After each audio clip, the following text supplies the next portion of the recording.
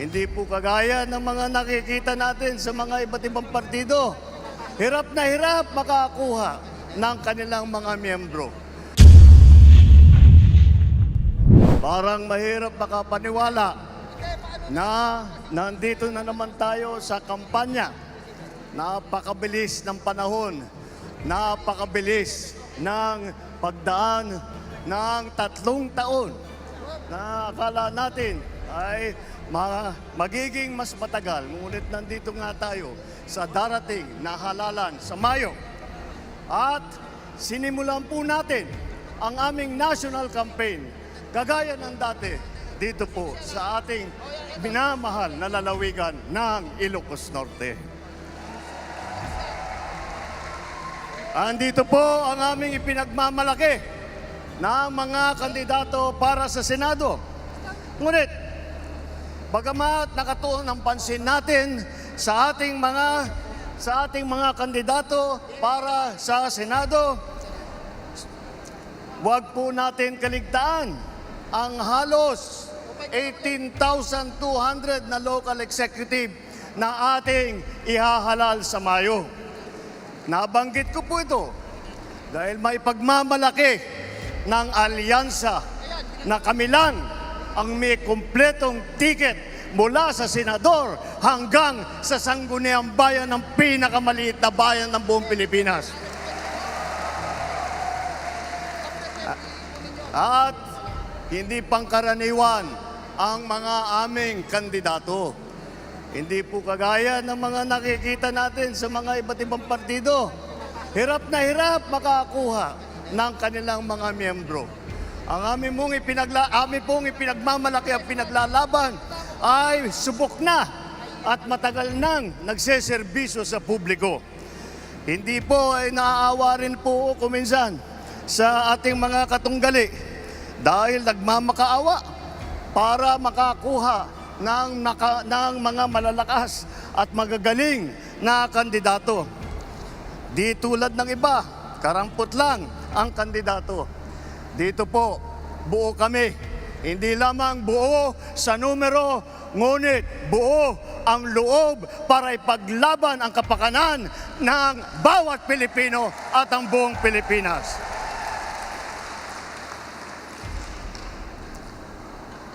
Kaya naman,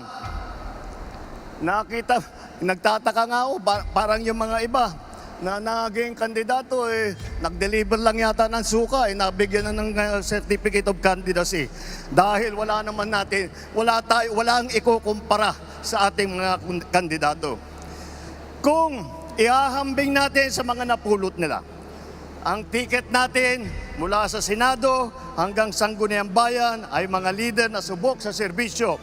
Magandang record na pwedeng ipagmalaki kahit kanino.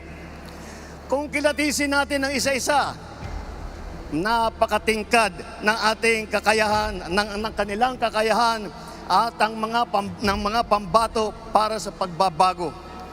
At kapag pinagsama kagaya nito na nangyari dito sa alyansa, ay lalong nakaka-impress ang kanilang pinagsamang lakas at galing. 8 po sa ating mga kandidato ay veteranong senador. Palitan ko na lang, matagal ng senador kasi pag veterano baka akalain nilang hindi lang luma kundi matanda. Andito po ang ating mga senador, Senator Cayetano, Senator Lacson, Senator Lapid, Senator Marcos, Senator Pacquiao, Senator Revilla, Senator Soto, Senator Tolentino. Pagpasok po sa Senado ng mga re-electionist sa Senado ay wala na pong OJT. Hindi na mag-aaral. Alam nila ang trabaho. Alam na nila ang pangangailangan ng Pilipino. Alam na nila ang gagawin nila upang gawin at idala sa ating mga kababayan ang kanilang pangangailangan. 7 naman ay nanggaling naman sa Kongreso na subok sa batasan. Andyan po ang mga Congressman Abalos, Congressman Binay, Congressman Cayetano, Congressman Marcos, Congressman Pacquiao, Congressman Tulfo, Congressman Villar. kitang-kita po naman natin na ito lahat ay sanay na sanay, subok na subok at matagal nang nagpapakita ng galing. Hindi na bagito sa pagpanday ng mga batas. 4 ang nagsilbi sa kabinete, humawak ng cabinet rank na posisyon. Si Abalos, DILG Secretary. Si Tulfo, nag-DSWD Secretary. Lacson, ng Yolanda Rehabilitation Commission. Tolentino, siyang namuno ng MMDA. Ngunit, sa kanilang katungkulan, ay hindi lang po sila parelax-relax. Tingnan nyo po ang kanilang mga record at makikita po ninyo na sila ay nakagawa ng magandang pagbubuti para sa kanilang mga kagawaran. Alam nila ang government work galing sa kabinete. Hindi lang dada, pero gawa ang kanilang ipinapakita. They are not here to oppose. They are here to propose. 3 ang naging gobernador ng malalaking probinsya. Alam nyo na, Manang Aimee, dito sa atin, sa Ilocos Norte. Lito Lapid, Governor Lito Lapid ng Pampanga. At ang Governor Revilla ng Cavite naman. Bukod pa ron, kasama nila ang 3 naging city mayor. Abi Binay ng Makati, Tolentino ng Tagaytay, Abalos ng Mandaluyong. At huwag natin kalimutan na si Tito Sen, Senator Soto ay naging Vice Mayor din ng Quezon City. Hindi rin po tayo nagkukulang sa boses ng kababaihan at maglalaban para sa karapatan ng ating kababaihan dahil 4 sa ating mga kandidato ay babae, pero itong mga babaeng ito ay palagay ko mas matatapang pa ito kaysa sa mga lalaki na nandito ngayon. Mga abogado naman, 4 din. 4 ang abogado natin: Abalos, Binay, Cayetano, Tolentino. Si Aimee nag-aaral din sa law school. At pinagtatalunan lang nila kung sino daw ang pinakamagaling at sino nanggaling sa pinakamagandang eskwelahan. Ngunit lahat yan ay magaling, lahat yan ay matalino, lahat yan ay ginamit na ang kanilang kakayahan upang pagandahin ang Pilipinas. Kung itatanong naman natin, sila ba ay isa lang ang pinanggalingan? Tiga Maynila lang ba lahat? Tiga Luzon ba lahat? Hindi po. Dahil pagdating sa geographical representation, 2 ang taga Mindanao. Si Manny Pacquiao ng Bukidnon, Sarangani at saka Jensan. Si Erwin naman, lumaki sa Davao Oriental, sa Sulu, mga probinsya kung saan nadestino ang kanyang bayaning ama. Ang unang Vicente Soto ay naging senador na tiga Cebu. Ang nanay naman namin ni Aimee, alam nyo naman, 100% waray. Alam naman natin pati na ang lolo ni Camille ay galing sa Iloilo. Yan po ang ating ipagmamalaki. Dahil po nauunawaan nila hindi lamang ang mga problema na hinaharap na nasyonal, hindi lang ang mga problema sa taas, sa Senado, ngunit lahat po sila ay may karanasan sa local government, may karanasan sila sa executive. Lahat po sila ay nakapagpakita na ng kanilang kakayahan. Kaya't po ay kayang-kaya naming maipagmalaki. Bukod po dyan, tignan nyo po ang record ng ating mga kandidato. Wala sa kanila ang may bahid ng dugo dahil sa tukhang. Wala sa kanilang kasabwat sa pagbulsa ng sako-sakong pera, pinagsamantalaan ang krisis ng pandemya, pinabayaan ang ating mga kababayan na magkasakit at mamatay. Wala sa kanila ang mga pumapalakpak sa China at natutuwa pa kapag tayo ay binobomba ng tubig. tinatamaan ang ating mga Coast Guard, hinaharang ang ating mga mangingisda, ninanakaw ang kanilang huli. At bukod pa ron ay inaagaw pa ang mga isla natin para maging bahagi ng kanilang bansa. Wala po sa kanila ang tilang sakristan ng isang bulaang propeta na nasasakdal dahil sa pagyurak sa ating kabataan at sa ating kababaihan. Wala sa kanila ang tagataguyod ng pugad ng krimen, ng sentro ng paglalapastangan ng mga kababaihan na mga pogo. Tayo ngayon ay nasa sangandaan ng ating paglalakbay bilang isang malayang bansa. Bilang isang sambayanang may dangal, may sipag at may talino. Tayo ba ay papayag na babalik sa panahon gusto ng kung kailan gusto ng ating mga liderato maging probinsya tayo ng China? Babalik ba tayo sa nakaraan na ibinubugaw ang ating bayan bilang isang sugalan ng mga dayuhan? Nais ba natin bumalik sa landas na umaapaw sa dugo ng mga inosenteng mga bata na inagaw sa kanilang mga anak, mga ina, kinuha sa kanilang mga tahanan at inagaw ang kanilang kinabukasan? Walang nagnanais na Pilipino na mabalik tayo sa ganyang klaseng pagpatakbo. Kaya naman, pakakatiyak po kayo na kapag ang ating mga kandidato ay naluklok sa Senado at sila ay nagsimula ng kanilang trabaho, asahan po ninyo na sila po ay hindi makikihalo, hindi makikilahok sa ganyang bagay na ating iniwanan na at naayaw balikan. Ito po ang aming ipinagmamalaki.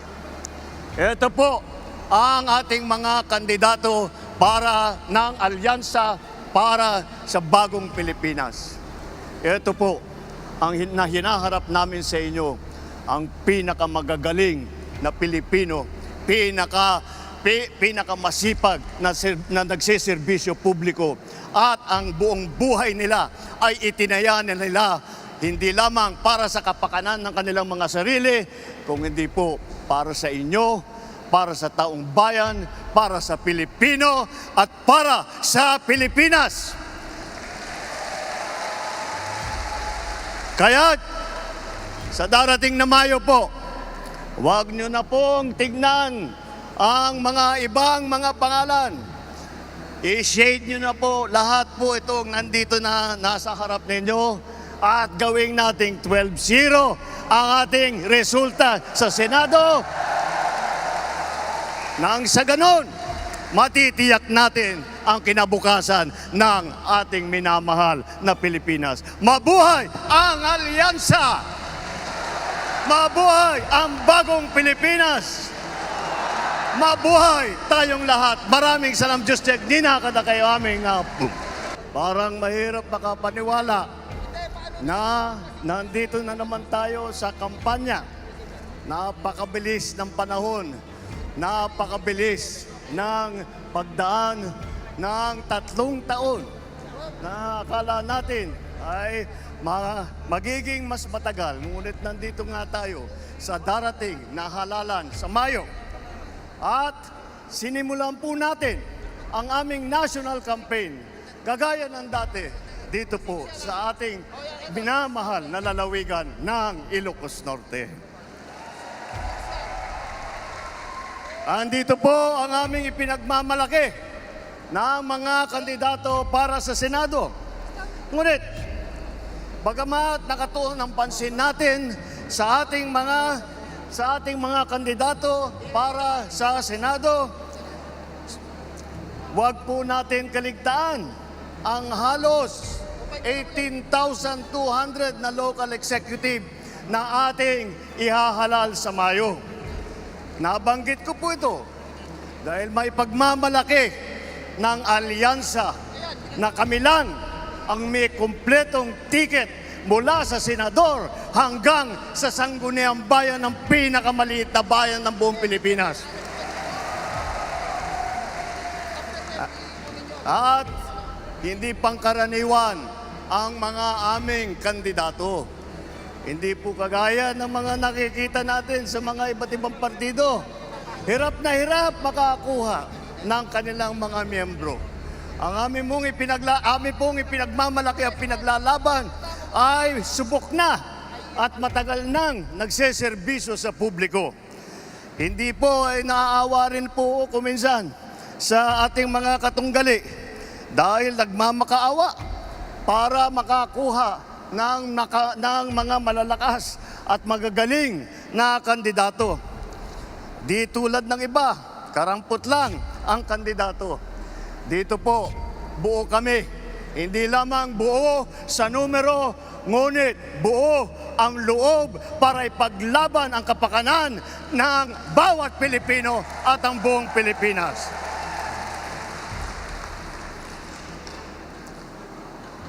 Kaya naman, nagtataka nga ako, parang yung mga iba na naging kandidato, nag-deliver lang yata ng suka, nabigyan na ng certificate of candidacy. Dahil walang ikukumpara sa ating mga kandidato. Kung ihahambing natin sa mga napulot nila, ang ticket natin mula sa Senado hanggang Sangguniang Bayan ay mga leader na subok sa serbisyo. Magandang record na pwedeng ipagmalaki kahit kanino. Kung kilatisin natin ng isa-isa, napakatingkad ng ating kakayahan, ng kanilang kakayahan at ng mga pambato para sa pagbabago. At kapag pinagsama kagaya nito na nangyari dito sa alyansa, ay lalong nakaka-impress ang kanilang pinagsamang lakas at galing. 8 po sa ating mga kandidato ay veteranong senador. Palitan ko na lang, matagal ng senador kasi pag veterano baka akalain nilang hindi lang luma kundi matanda. Andito po ang ating mga senador, Senator Cayetano, Senator Lacson, Senator Lapid, Senator Marcos, Senator Pacquiao, Senator Revilla, Senator Soto, Senator Tolentino. Pagpasok po sa Senado ng mga re-electionist sa Senado ay wala na pong OJT. Hindi na mag-aaral. Alam nila ang trabaho. Alam na nila ang pangangailangan ng Pilipino. Alam na nila ang gagawin nila upang gawin at idala sa ating mga kababayan ang kanilang pangangailangan. 7 naman ay nanggaling naman sa Kongreso na subok sa batasan. Andyan po ang mga Congressman Abalos, Congressman Binay, Congressman Cayetano, Congressman Marcos, Congressman Pacquiao, Congressman Tulfo, Congressman Villar. Kitang-kita po naman natin na itong lahat ay sanay na sanay, subok na subok at matagal nang nagpapakita ng galing. Hindi na bagito sa pagpanday ng mga batas. 4 ang nagsilbi sa kabinete, humawak ng cabinet rank na posisyon. Si Abalos, DILG Secretary. Si Tulfo, nag-DSWD Secretary. Lacson, ng Yolanda Rehabilitation Commission. Tolentino, siyang namuno ng MMDA. Ngunit, sa kanilang katungkulan, ay hindi lang po sila parelax-relax. Tingnan nyo po ang kanilang mga record at makikita po ninyo na sila ay nakagawa ng magandang pagbubuti para sa kanilang mga kagawaran. Alam nila ang government work galing sa kabinete. Hindi lang dada, pero gawa ang kanilang ipinapakita. They are not here to oppose. They are here to propose. 3 ang naging gobernador ng malalaking probinsya. Alam nyo na, Manang Aimee, dito sa atin, sa Ilocos Norte. Lito Lapid, Governor Lito Lapid ng Pampanga. At ang Governor Revilla ng Cavite naman, Bukod pa ron, kasama nila ang tatlong naging city mayor. Binay, ng Abi Binay ng Makati. Tolentino ng Tagaytay. Abalos ng Mandaluyong. At huwag natin kalimutan na si Tito Sen, Senator Soto ay naging Vice Mayor din ng Quezon City. Hindi rin po tayo nagkukulang sa boses ng kababaihan at maglalaban para sa karapatan ng ating kababaihan dahil 4 sa ating mga kandidato ay babae, pero itong mga babaeng ito ay palagay ko mas matatapang pa ito kaysa sa mga lalaki na nandito ngayon. Mga abogado naman, 4 din. 4 ang abogado natin. Abalos, Binay, Cayetano, Tolentino. Si Amy nag-aaral din sa law school. At pinagtatalunan lang nila kung sino daw ang pinakamagaling at sino nanggaling sa pinakamagandang eskwelahan. Ngunit lahat yan ay magaling, lahat yan ay matalino, lahat yan ay ginamit na ang kanilang kakayahan upang pagandahin ang Pilipinas. Kung itatanong naman natin, sila ba ay isa lang ang pinanggalingan? Tiga Maynila lang ba lahat? Tiga Luzon ba lahat? Hindi po. Dahil pagdating sa geographical representation, 2 ang tiga Mindanao. Si Manny Pacquiao ng Bukidnon, Sarangani at saka Jensan.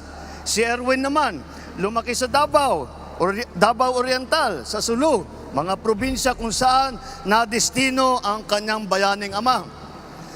Ang unang Vicente Soto ay naging senador na tiga Cebu.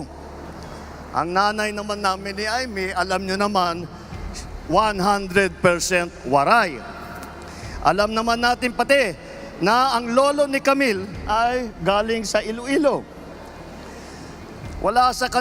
Yan po ang ating ipagmamalaki. Dahil po nauunawaan nila hindi lamang ang mga problema na hinaharap na nasyonal, hindi lang ang mga problema sa taas, sa Senado, ngunit lahat po sila ay may karanasan sa local government, may karanasan sila sa executive. Lahat po sila ay nakapagpakita na ng kanilang kakayahan. Kaya't po ay kayang-kaya naming maipagmalaki. Bukod po dyan, tignan nyo po ang record ng ating mga kandidato. Wala sa kanila ang may bahid ng dugo dahil sa tukhang. Wala sa kanilang kasabwat sa pagbulsa ng sako-sakong pera, pinagsamantalaan ang krisis ng pandemya, pinabayaan ang ating mga kababayan na magkasakit at mamatay. Wala sa kanila ang mga pumapalakpak sa China at natutuwa pa kapag tayo ay binobomba ng tubig. Tinatamaan ang ating mga Coast Guard, hinaharang ang ating mga mangingisda, ninanakaw ang kanilang huli. At bukod pa ron ay inaagaw pa ang mga isla natin para maging bahagi ng kanilang bansa. Wala po sa kanila ang tilang sakristan ng isang bulaang propeta na nasasakdal dahil sa pagyurak sa ating kabataan at sa ating kababaihan. Wala sa kanila ang tagataguyod ng pugad ng krimen, ng sentro ng paglalapastangan ng mga kababaihan na mga pogo. Tayo ngayon ay nasa sangandaan ng ating paglalakbay bilang isang malayang bansa. Bilang isang sambayanang may dangal, may sipag at may talino. Tayo ba ay papayag na babalik sa panahon kung kailan gusto ng ating mga liderato maging probinsya tayo ng China? Babalik ba tayo sa nakaraan na ibinubugaw ang ating bayan bilang isang sugalan ng mga dayuhan? Nais ba natin bumalik sa landas na umaapaw sa dugo ng mga inosenteng mga bata na inagaw sa kanilang mga anak, mga ina, kinuha sa kanilang mga tahanan at inagaw ang kanilang kinabukasan. Walang nagnanais na Pilipino na mabalik tayo sa ganyang klaseng pagpatakbo. Kaya naman, pakakatiyak po kayo na kapag ang ating mga kandidato ay naluklok sa Senado at sila ay nagsimula ng kanilang trabaho, asahan po ninyo na sila po ay hindi makikihalo, hindi makikilahok sa ganyang bagay na ating iniwanan na at na ayaw balikan. Ito po ang aming ipinagmamalaki. Ito po ang ating mga kandidato para ng alyansa para sa bagong Pilipinas. Ito po ang hinaharap namin sa inyo, ang pinakamagagaling na Pilipino, pinakamasipag na nagsiservisyo publiko, at ang buong buhay nila ay itinaya nila hindi lamang para sa kapakanan ng kanilang mga sarili, kung hindi po para sa inyo, para sa taong bayan, para sa Pilipino, at para sa Pilipinas. Kaya, sa darating na Mayo po, huwag nyo na pong tignan ang mga ibang mga pangalan. I-shade nyo na po lahat po itong nandito na nasa harap ninyo at gawing nating 12-0 ang ating resulta sa Senado. Nang sa ganon, matitiyak natin ang kinabukasan ng ating minamahal na Pilipinas. Mabuhay ang alyansa! Mabuhay ang bagong Pilipinas! Mabuhay tayong lahat! Maraming salam, Diyos, nina kada kayo aming